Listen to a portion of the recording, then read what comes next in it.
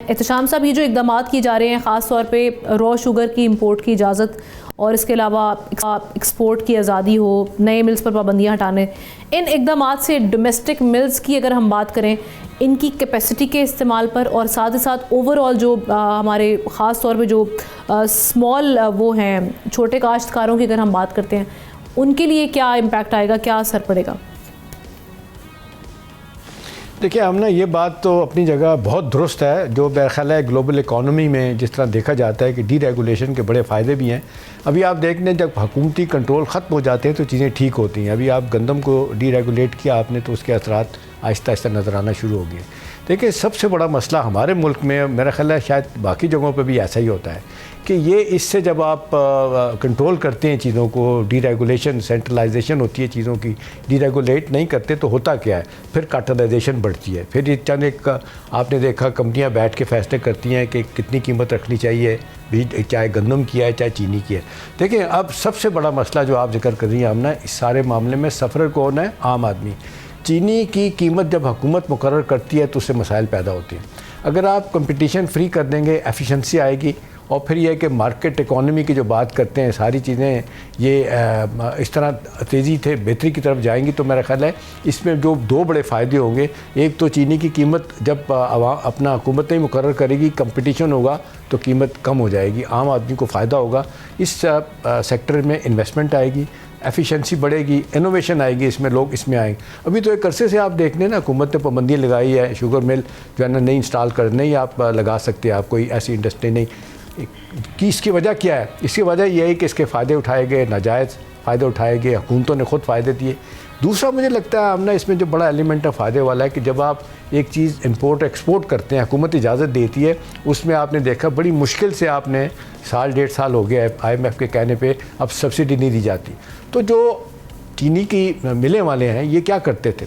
Export करके भी फ़ायदा, इंपोर्ट करके भी फ़ायदा, चीनी की महंगी भी कर देंगे, फिर जो आपको मिलेगी सब्सिडी उसका फ़ायदा होगा। तो नतीजतन आम आदमी सफ़र करता है। चीनी की कीमत आप देखने एक मुद्दत से जहाँ है वो अभी तक वहीं है। मेरा ख्याल है थोड़ा सा फ़र्क पड़ता है, वरना वहीं खड़ी हुई है, कीमत नहीं, उसकी कीमत नहीं कम हो रही।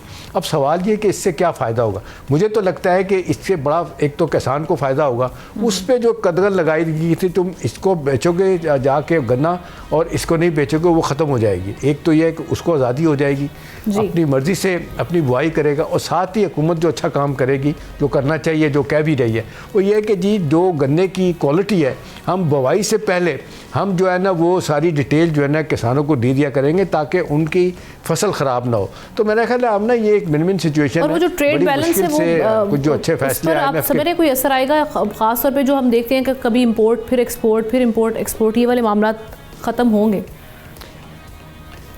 होंगे। हम ना देखें कार्टेलाइजेशन टूटेगी और फिर हुकूमत जो है ना, सच्ची बात है, मैं तो कहूँगा कि ये रिश्वत के तौर पे काम होता है कि जी एहतशाम को कॉन्ट्रैक्ट दे दें, आमना को दे दें, फ़लाने को ना दें, ये अपने लोगों को फ़ायदे पहुँचाते रहे हैं। अब देख लें एक ज़माने में तो क्या अभी तक आप देखें, नवाज शरीफ की मिलें हैं, जरदारी साहब की मिलें हैं, चौधरी शुजात की मिलें हैं, किस किस नहीं है, अब सब लोगों की, बड़े लोगों की मिलें हैं, वही पैसा बनाते हैं, वही करते हैं, वही परमानेंट लाइसेंस हुकूमत से लेते हैं कि किस वक्त हमने चीनी इंपोर्ट करनी है, किस वक्त एक्सपोर्ट करनी है, खुद ही महंगी करनी, खुद ही सस्ती करनी, तो फ़ायदा उठाने।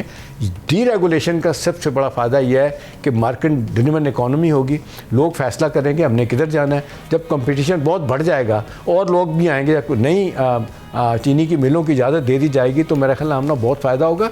आपको याद होगा एक ज़माने में सर बहुत पहले की बात है, डी रेगुलेट करने में आप चैलेंजेस क्या देख रहे हैं हुकूमत के लिए? देखिए, बड़ा चैलेंज तो यही है कि इसको दयानतदारी से आप कर सकेंगे कि नहीं कर सकेंगे। यह है कि डी रेगुलेट करने के बाद भी हुकूमती कंट्रोल बीच में रहेगा कि नहीं रहेगा। मेरा डर यही है कि बीच में फिर हुकूमत जो है ना वो इंटरफेरेंस कहीं ना कहीं करेगी। जब माली मफादात की बात आ जाएगी तो अपने MNA हैं, अपनी पार्टी के लोग हैं, अपने वेल विशर हैं, जो आपको पैसे देते हैं, फंडिंग करते हैं आपकी जो इलेक्शन के दिनों में, आप उनको फ़ायदा पहुँचाने की कोशिश करते हैं। और इसमें चीनी की मिलें, गंदम की मिलें, इस तरह बाकी जो मिलें वाले हैं ना, उनको फ़ायदा पहुँचाया जाता है। लेकिन एक बात तय अपनी जगह पे कि IMF जिस तरह नज़र रखे हुए है, मेरा ख्याल है उनको भी नज़र आ रहा है कि जितना माली नुकसान इसको हुकूमत को होता था इस प्रोफेशन में खुद चीज़ों को डीरेगुलेट करने में, वो ख़त्म हो जाएगा। ये हम देख रहे हैं कि हमारा बजट का खसारा कई हवालों से ये भी एक बोझ बनता है, इंपोर्ट एक्सपोर्ट के हवाले से आए दिन सब्सिडी। फिर आप देख लें जिस तरह डॉलर में भी आप देख लें जिस तरह ये सारा काम होता है, उसमें लोग कमाई करते हैं, हुकूमत को नुकसान होता है। तो मेरा नहीं ख्याल, हाँ ये है कि जब इसकी चीनी की प्रोसेसिंग के हवाले से जो मिलों को आप एक कदगल लगाई जाती थी कि आपने इस तरह करना है, इस तरह नहीं करना, उन्हें भी छूट मिल जाएगी। जिस तरह रॉ चीनी बाहर से इंपोर्ट करके वो यहाँ पे इसको रिफ़ाइन करेंगे और फिर उसको इंपोर्ट करके और दोबारा रिफ़ाइन करने के बाद एक्सपोर्ट भी कर सकते हैं, उसका पाकिस्तान को फ़ायदा होगा। सब्सक्राइब करें और बेल दबाएं ताकि कोई खबर रह न जाए।